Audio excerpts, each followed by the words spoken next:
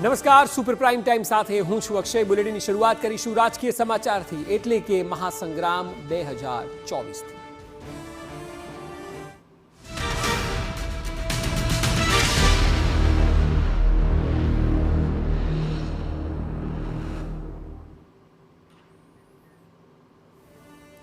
તો ભાજપે દેશભરની સાથે સાથે ગુજરાતમાં વધુ 7 બેઠક માટે ઉમેદવારોના નામની જાહેરાત કરી છે. સુરતના સાંસદ દર્શના જરદોશની ટિકિટ કપાઈ છે. તેઓ 3 વારથી સાંસદ હતા. તેમની ટિકિટ આ વખતે કાપવામાં આવી છે.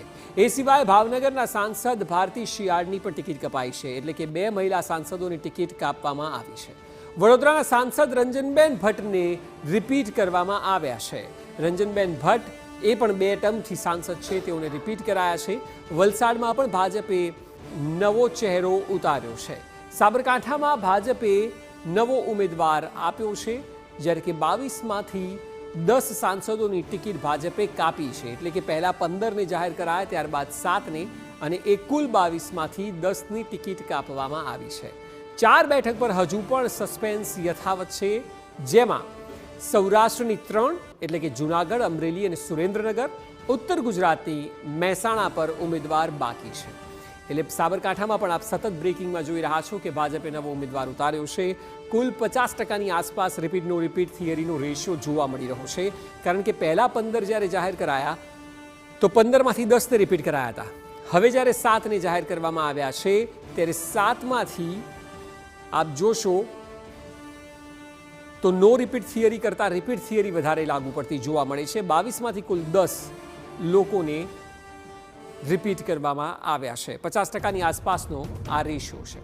7 બેઠકો માટેના ઉમેદવારો જાહેર થયા છે. વડોદરાથી રંજન ભટ્ટને રિપીટ કરવામાં આવ્યા છે. અમદાવાદ શહેરની વાત કરીએ તો પૂર્વ બેઠક પર હસમુખ પટેલને પણ અહીં રિપીટ કરવામાં આવ્યા છે. સાબરકાંઠા બેઠક પર ભીખાજી ઠાકોરને ટિકિટ આપવામાં આવી છે. ભાવનગરથી નીમુબેન બાંભણિયાને ટિકિટ આપવામાં આવી છે. છોટાઉદેપુરમાં જશુભાઈ રાઠવાની ટિકિટ અપાઈ છે. સુરતમાં મુકેશ દલાલને ટિકિટ આપવામાં આવી છે. વલસાડ બેઠક પર ધવલ પટેલને ટિકિટ અપાઈ છે, જેઓ યુવા નેતા છે. દાદરાનગર હવેલીમાં કલાબેન ડેલકરને ટિકિટ આપવામાં આવી છે. સુરતથી દર્શના જરદોશ અને ભાવનગરથી ભારતી શિયાળ બંનેની ટિકિટ કાપવામાં આવી છે. હજુ 4 બેઠકો એવી છે કે જ્યાં ઉમેદવારની જાહેરાત બાકી છે, અને 4માંથી 3 સૌરાષ્ટ્રની છે, જેમાં અમરેલી, સુરેન્દ્રનગર, જૂનાગઢનો સમાવેશ થાય છે, જ્યારે કે ઉત્તર ગુજરાતમાં મહેસાણા બેઠક એવી છે કે જ્યાં હજુ પણ ઉમેદવાર જાહેર નથી થયા.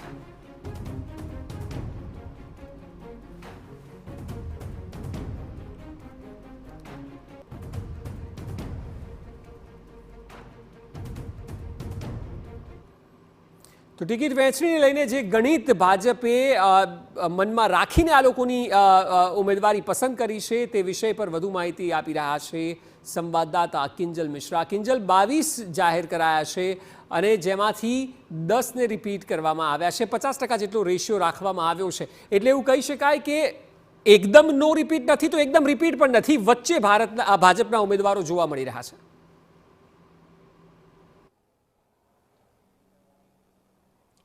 જી અક્ષય, બિલકુલ આપે જે રીતે કહ્યું કે રિપીટ અને નો રિપીટની વચ્ચે જોવા મળી રહ્યું છે. હા, જો લિસ્ટની વાઇઝની વાત કરવામાં આવે તો પહેલાં જ્યારે 15ની યાદી જાહેર કરવામાં આવી હતી, ત્યારે 5 જેટલા ચહેરા હતા કે જે નો રિપીટ થિયરીમાં હતા. જ્યારે કે અત્યારે વાત કરવામાં આવે તો જે યાદી છે તેમાંથી 2 જ માત્ર ચહેરા એવા છે કે જે રિપીટની અંદર જઈ રહ્યા છે. મોટાભાગે બાકીના જે ચહેરાઓ છે તે નો રિપીટ થઈ રહ્યા છે. પરંતુ પહેલાં એવું માનવામાં આવતું હતું કે 11 બેઠકો છે તેના નામની જાહેરાત થઈ જશે. જે રીતે 7 બેઠકો છે, બપોર બાદ એ સમાચાર ખૂબ જ કન્ફર્મ હતા કે 7 જેટલી બેઠકો છે, 5 થી 7 બેઠકો છે, તેના નામ જાહેર થઈ શકે છે, અને વાત TV9 દ્વારા પણ કહેવામાં આવી હતી. સૌથી જે મહત્વપૂર્ણ 2 બેઠકો છે કે જેની પર સૌની નજર જઈ રહી છે, તે એક બેઠક છે અમદાવાદ પૂર્વ. આ બેઠક ઉપરથી હસમુખ પટેલને રિપીટ કરવામાં આવ્યા છે, પરંતુ આ જે બેઠક છે એ સ્વાભાવિક રીતે ભાજપની બેઠક છે, શહેરી વિસ્તારની બેઠક છે, અને આ બેઠક ઉપર કોઈ પણ નવા ચહેરાને પ્રયોગ કરી શકાતો હતો, કેમ કે હસમુખ પટેલની જો વાત કરવામાં આવે તો રિવ્યૂ કરતાં પણ વધારે નમો એપ સહિત તમામ જગ્યા પર તેમના નેગેટિવ રિવ્યૂ હતા. તેમ છતાં પણ, અને આ બેઠક પર કોઈ કમ્પલ્ઝન નહોતું, તેમ છતાં પણ આ બેઠક ઉપર હસમુખ પટેલને રિપીટ કરવામાં આવ્યા છે. કારણો અકબંધ છે, ગણગણાટ છે તે શરૂ થઈ ચૂક્યો છે કે હસમુખ પટેલ સિવાય ઘણા બધા ચહેરાઓ હતા તે રેસમાં હતા અને સારા ચહેરાઓ હતા કે જેને તેને સ્થાન આપી શકાતો હતો. તે જગ્યા પર રિપીટ કેમ કરાયા એ જે વાત છે, એ ચર્ચા છે તે ચાલી રહી છે. હાલાકી હસમુખ પટેલની જો વાત કરવામાં આવે તો કાયમ તેમને લોટરી જ લાગી છે. ગઈ વખતે પણ તે ધારાસભ્ય હતા અને તેમને સાંસદ બનાવવામાં આવ્યા હતા કેમ કે પરેશ રાવલે ચૂંટણી લડવાનો ઇનકાર કર્યો હતો. બીજી જે બેઠક છે એ બેઠક છે વલસાડની, કે જ્યાંથી જે મોરચા, અનુસૂચિત મોરચામાં, રાષ્ટ્રીય મોરચાની અંદર પણ એ ચહેરો છે, યુવા ચહેરો છે ધવલ પટેલ, તેની નિમણૂક કરવામાં આવી છે. જે પ્રકારની ખુશી અક્ષય મયંક નાયક કે જે રાજ્યસભામાં જ્યારે તેમની ઉમેદવાર તરીકેની પસંદગી થઈ અને ત્યારે તેમની માટેની જે ખુશી હતી એ ખુશી અત્યારે ભાજપમાં જોવા મળી રહી છે કેમ કે ધવલ પટેલ પણ એક યુવા ચહેરો છે અને વલસાડ જેવી જગ્યા કે જ્યાં કેસી પટેલના રિપ્લેસમેન્ટમાં ધવલ પટેલને ચૂંટણીના મેદાને ઉતારવામાં આવ્યા છે. તો એક જે કહી શકાય કે રિસ્ક છે પાર્ટીએ લીધું છે, દક્ષિણમાં એક રિસ્ક ઝોન કહેવામાં ખૂબ મોટું રિસ્ક ઝોન છે કેસી પટેલ માટે, એક ખૂબ કદ્દાવર નેતા, તેને રિપ્લેસ ભાજપે કર્યું છે. એટલે કે દક્ષિણની અંદર ભાજપે રિસ્ક લીધું છે. તે સિવાયની જો વાત કરવામાં આવે તો બાકીની જે બેઠકોની વાત કરવામાં આવે, મહેસાણા હજુ અકબંધ રાખવામાં આવ્યું છે. સાબરકાંઠાની અંદર રિપ્લેસમેન્ટ કરવામાં આવી છે. સાબરકાંઠાની અંદર દીપસિંહની જગ્યાએ ભીખાજીને રિપ્લેસ કરવામાં આવ્યા છે.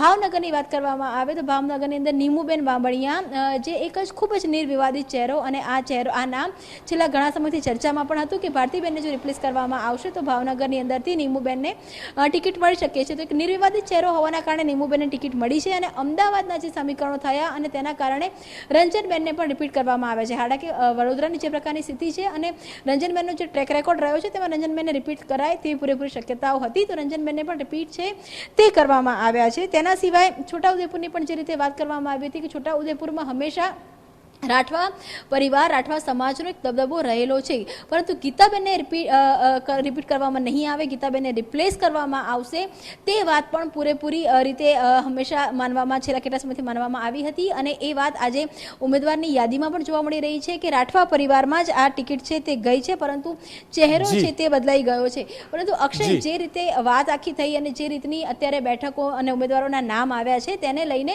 હજુ સુધી 4 જ બેઠકો છે કે જેની અંદર મહિલા ઉમેદવારને ઉતારવામાં આવી છે. એટલે કે અત્યાર સુધીમાં 2 બેઠકો, જેમ કે આપ જુઓ સુરતની અંદરથી નામ છે દર્શનાબેન દરદોસ, એમને કટ કરવામાં આવ્યા છે કે રિપીટ નથી કરવામાં આવ્યા. અને તે જ રીતે છોટાઉદેપુરની વાત કરવામાં આવે તો છોટાઉદેપુરમાંથી રિપીટ નથી કરવામાં આવ્યા.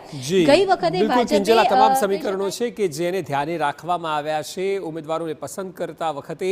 આભાર સમગ્ર માહિતી બદલ.